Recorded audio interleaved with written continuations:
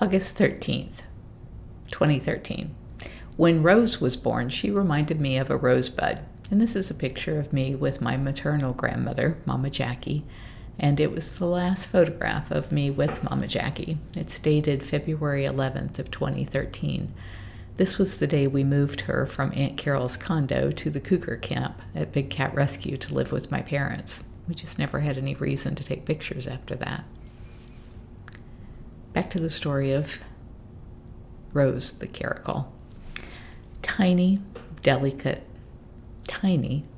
and fiery red, but a name like Rosebud conjures up cows, so Rose became her name. She was born into a chaotic time at the sanctuary, so I didn't get to spend much time enjoying her kittenish ways. It was a decade before we were on solid footing at Big Cat Rescue, and I finally had the chance to just observe her.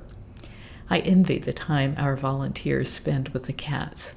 It's a luxury I've rarely been able to afford.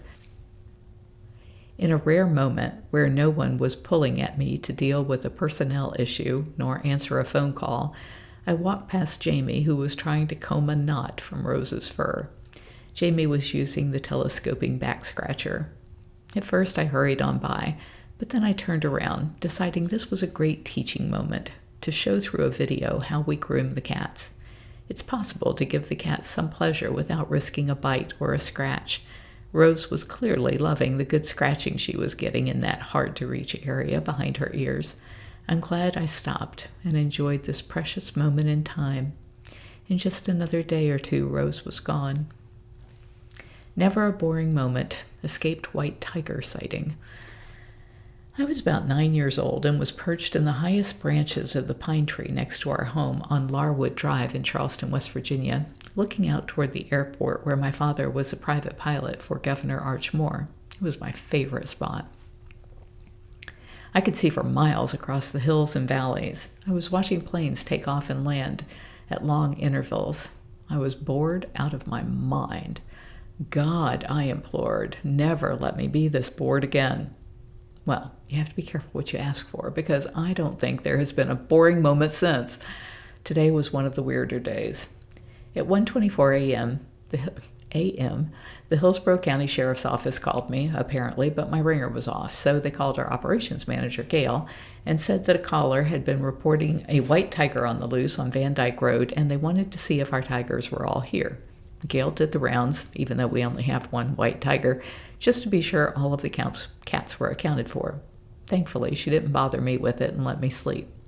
At 8:52, 8:56, and 9 o'clock a.m., I get and miss 3 calls back-to-back from Tallahassee, but I'm out cleaning litter boxes, and the caller didn't leave a message, so I'm unaware, until just now, that these calls were in my recent calls list, probably the Florida Wildlife Commission, and then I gave the number. At 9:06 a.m., I get a call, also missed, from the Homestead area, and I give the number. And they didn't leave a message this time, but I see the same number did leave a message at 1:25 a.m.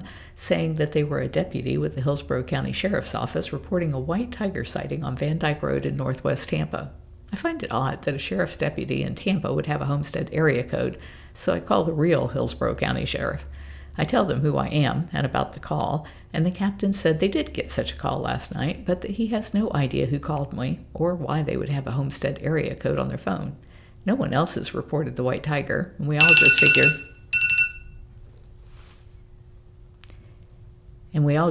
it was a drunk or a prank caller. Our enemies, the people who abuse big cats for a living, think it's fun to annoy us and the local police with their stupidity on a regular basis. I told them that we have a new, high-powered dart rifle if they do see a cat, and we would be happy to help them capture the cat alive. I texted Gale after the call, and that's when she told me that she had been called in the middle of the night and had done her head count. At 11:11 a.m., I get a call from, I list the number, and it's a young man who's telling me he was the caller to the sheriff last night, and that he had been to Big Cat Rescue with his girlfriend, and hoped that he had not gotten us in trouble. I told him that all of our cats were in cages, so there was no trouble to be in. He then told me that he loved Big Cat Rescue, and that he was sober when he saw the white tiger running along Dyke Road at Lakeshore. He said that he often sees white-tailed deer along this stretch of road, and that he's no big cat expert, but that it was definitely a cat with a body about 5 feet long, and it was white. He said that after visiting Big Cat Rescue, he knows that people often have such pets, and he felt like it was important to let me know it was running loose. He said he was really embarrassed to make the report because he could barely get up the nerve to even tell his girlfriend what he had seen. I told him he did the right thing.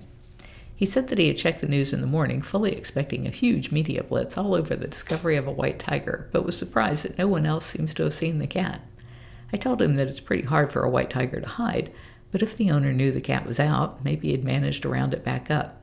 Unfortunately, there are thousands of big cats in private hands and very little government oversight.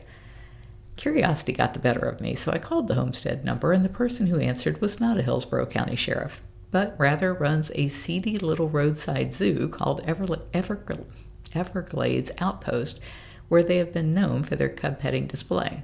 I know the name because I have a photo of someone petting a full-grown white tiger at the outpost. So now I'm wondering, why did the Everglades Outpost call me, pretending to be a Hillsborough County Sheriff's deputy, reporting a loose white tiger in Tampa when they operate a zoo 200 miles away? 2:30 p.m.